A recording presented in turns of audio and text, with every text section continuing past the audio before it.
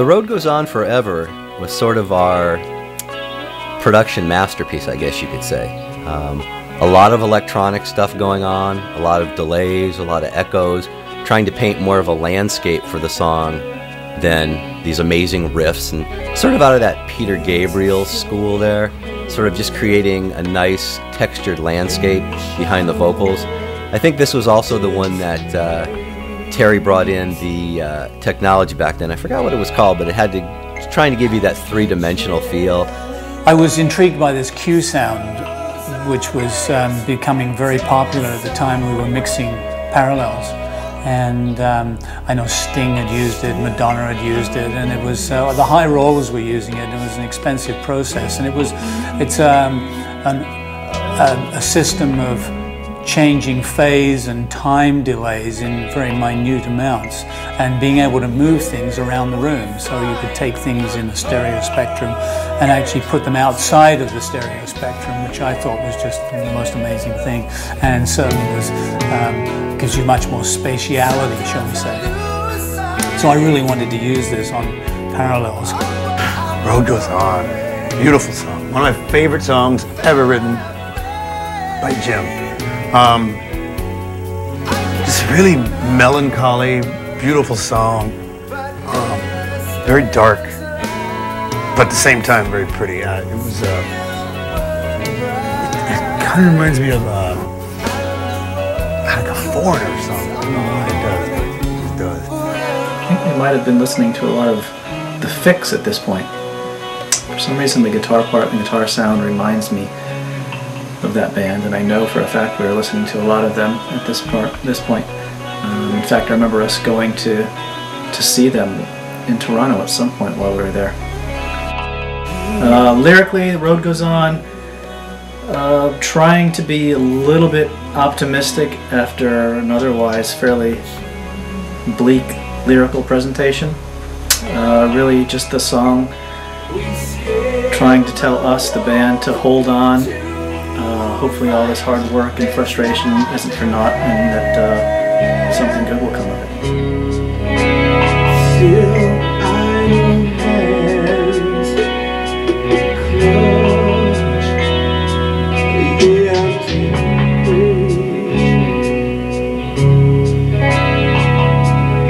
with the passion of a desperate race.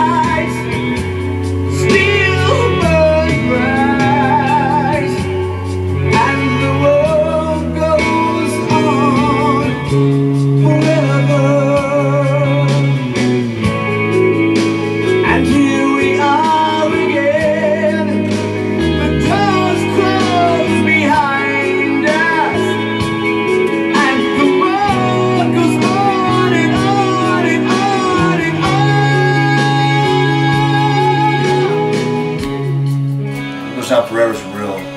That's a favorite of mine from the whole Fates Warning catalog. Really moody song. Really got to play the fretless bass on that one, which was cool. I admit it's the first time I ever had the fretless bass in the studio, which was a challenge if you didn't have a lot of experience in it. So that took a while to record that. But just a great moody song.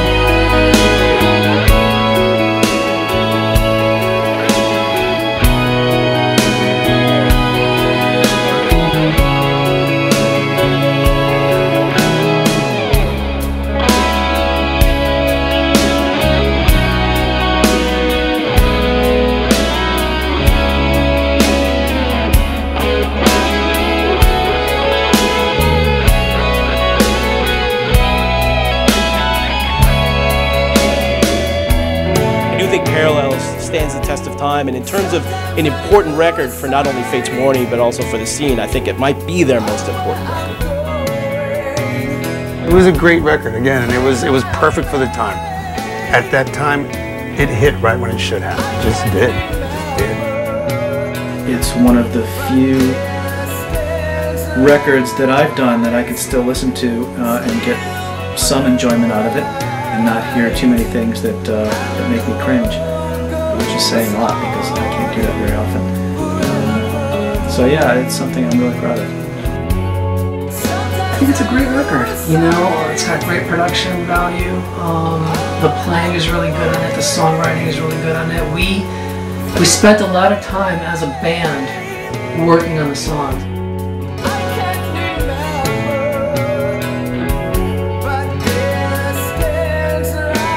About as close as Fates Warning came to a perfect album, I would probably have to say.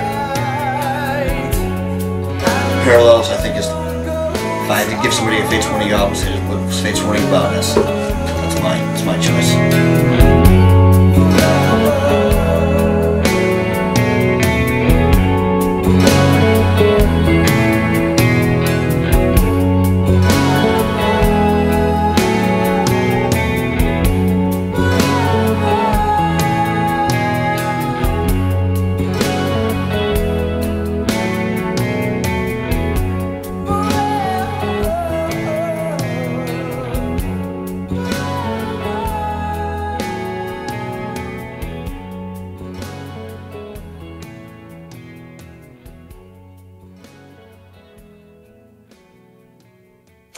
How do you guys feel about Parallels 20 years later?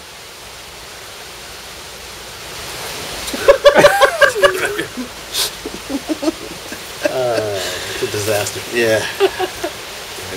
It's a good thing we didn't do this all together. Is this what you guys did in Toronto? Taking my stool and going inside. Jim, come on, come back.